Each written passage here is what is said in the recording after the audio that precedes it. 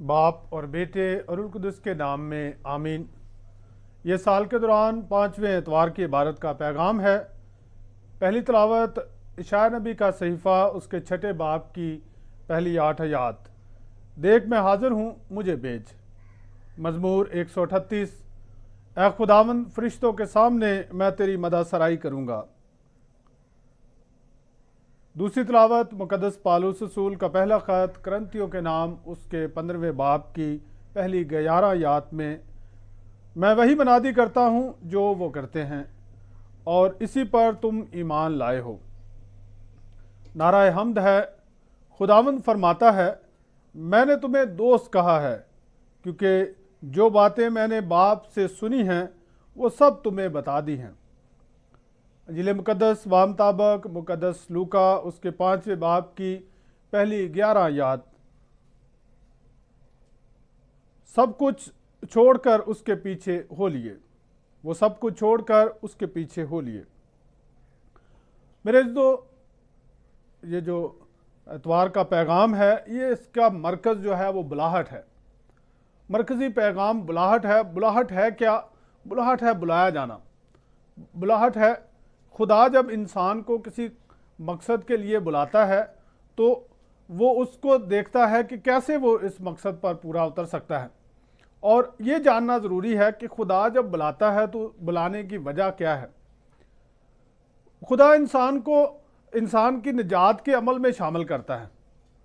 खुदा इंसान को अपने मकासद के लिए जो है वो बुलाता है और उसे बरकत देता है कि वो ज़िम्मेदारियां निभाए जो खुदा चाहता है। और गो कि उसके पास मखलूक़ात की कमी नहीं है, उसके पास अख्तियार की कमी नहीं है, फिर भी वो इंसान पर निगाह करता है। जैसे मज़मूर 138 में मज़मूर नवीस कहता है कि वो अफलाक से आला है, फिर भी फ़रोतन होकर इंसान पर निगाह करता है। तो ये उसकी बरकत है कि वो इंसान को एक ज़िम्मेदारी देता है। इंसानी ज़िंदगी की ये खूबसूरती है कि इसमें जब तक ज़िम्मेदारी नहीं है तब तक इंसान की कोई अहमियत नहीं है। और ज़िम्मेदारी ही इंसान को जो है वो बड़ा बनाती है। ज़िम्मेदारी ही इंसान को तारीख़ में अहम किरदार अदा करने वाले लोगों को ज़िम्मेदारियों की वजह से याद किया जाता है। खुदा जब इंसान को बुलाता है तो मुआशरती ज़िंदगी से फ़र्क तरीके से बुलाता है।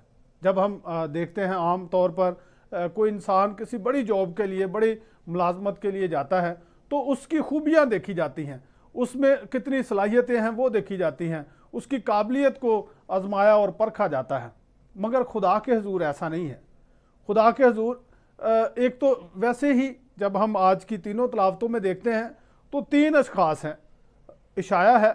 इशाया ने देखा कि खुदा के जलाल को उसने देखा, उसने उसकी पाकीज़गी को देखा। उसने जब वो पाकीज़गी देखी, जब वो जलाल देखा तो कहा कि मैं गुनहगार इंसान हूँ। और वो जो है वो अपने सर को छुपाता है और इस बात पर अफसोस करता है कि मैंने खुदा को देखा क्योंकि मैं गुनहगार हूँ। मुकद्दस पालूस रसूल दूसरी तलावत में कहता है कि मैं अधूरे दिनों की पैदाइश हूँ, मैं रसूल कहलाने के काबिल नहीं हूँ क्योंकि मैंने खुदा की कलीसिया को इज़ा पहुँचाई। और मुकद्दस पतरस आज खुदावंद यीशु मसीह को कहते हैं कि ए खुदावंद, मेरे पास से चला जा, मैं गुनहगार इंसान हूँ। तो ये तीनों अशखास और इनके साथ हम सब भी कैसे जान पाते हैं कि हम गुनाहगार हैं? क्योंकि जब इंसान अंधेरे में होता है तो वो जितना देखता है उसमें उसे सब बेहतर लगता है, अच्छा लगता है। जितना भी उसे नज़र आ जाता है वो सब उसे ठीक लगता है। मगर रोशनी में और खुदा के नूर में जब हम आते हैं तब हम अपनी कमियां, अपनी कमज़ोरियां, अपने में जो गुनाह है उनको वाज़े तौर पर देख सकते हैं। ज़्यादा रोशनी में जब हम शीशा देखते हैं तो फिर हम अपने चेहरे पर पड़ने वाली तमाम झुर्रियाँ, चेहरे पर आने वाले वो पिंपल्स और तमाम वो कमियां जो हैं वो हमें खुलकर नज़र आती हैं। और यही इन तीनों के साथ है और यही तमाम खुदा के लोगों के साथ होता है।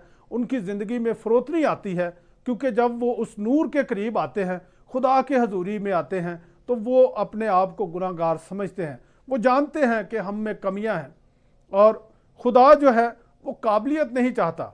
खुदा जो है वो इंसान की मौजूदगी चाहता है। वो एबिलिटी नहीं बल्कि अवेलेबिलिटी देखता है कि हम कितने अवेलेबल हैं, कितने उसके लिए मौजूद हैं। और यहाँ हम तीनों जो अशख़ास हैं उनकी ज़िंदगी में ये खूबी देखते हैं कि यशायाह जब कहता है कि मैं गुनहगार हूँ तो खुदा उसे वो पाकीज़गी अता करता है जो वो चाहता है।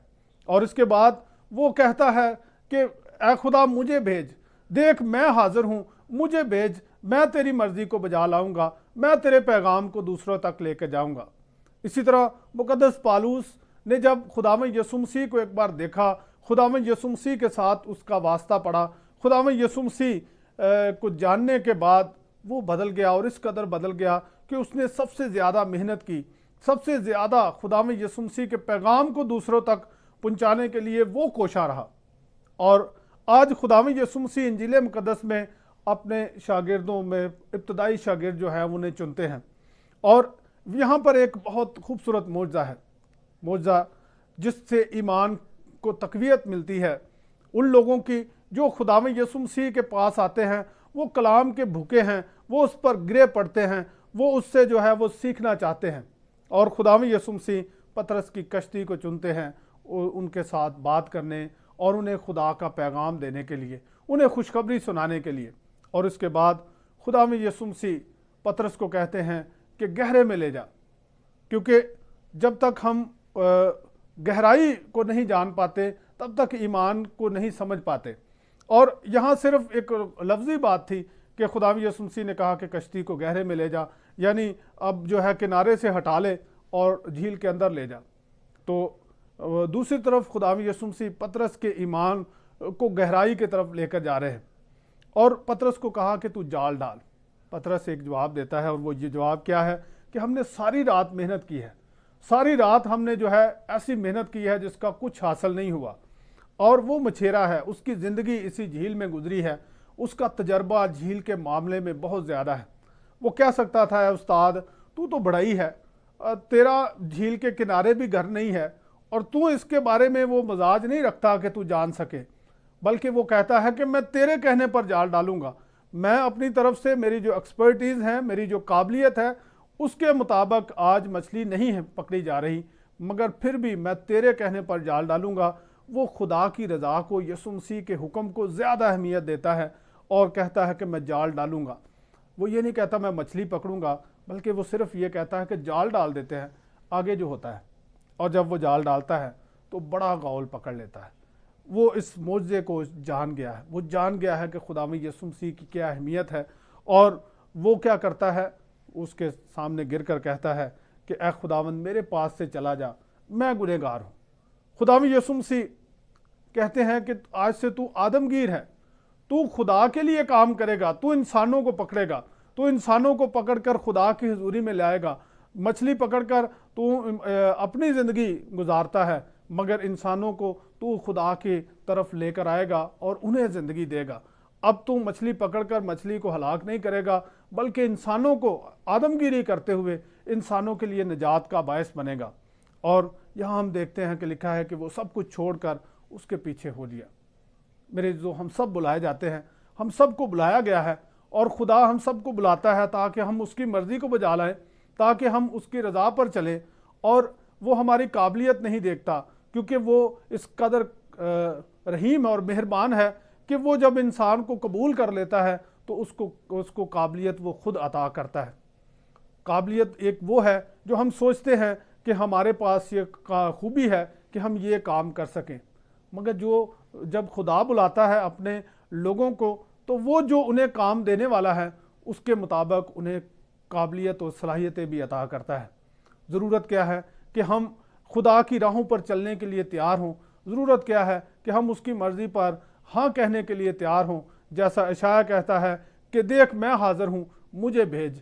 पालूस कहता है कि मैंने जो है वो खुदा के लोगों को इज़ा पहुँचाई, रसूल कहलाने के काबिल तो नहीं हूँ, मगर फिर भी मैंने मेहनत सबसे ज़्यादा की है। और पतरस सब कुछ छोड़कर खुदावंद यीशु मसीह के पीछे आता है। ये हमारी ज़िंदगी में बहुत सारे जो काम हैं, ज़िम्मेदारियाँ हैं, जो खुदा की तरफ लेकर जाती हैं, जो खुदा की रज़ा के मुताबिक है, उन सब में खुदा हमें बुलाता है। आएँ इनके ज़रिए से खुदा की पाक मर्ज़ी को बजा लाएँ। मसीह हमारे खुदावंद के वसीला से आमीन। बाप और बेटे और रूह कुदस के नाम में आमीन।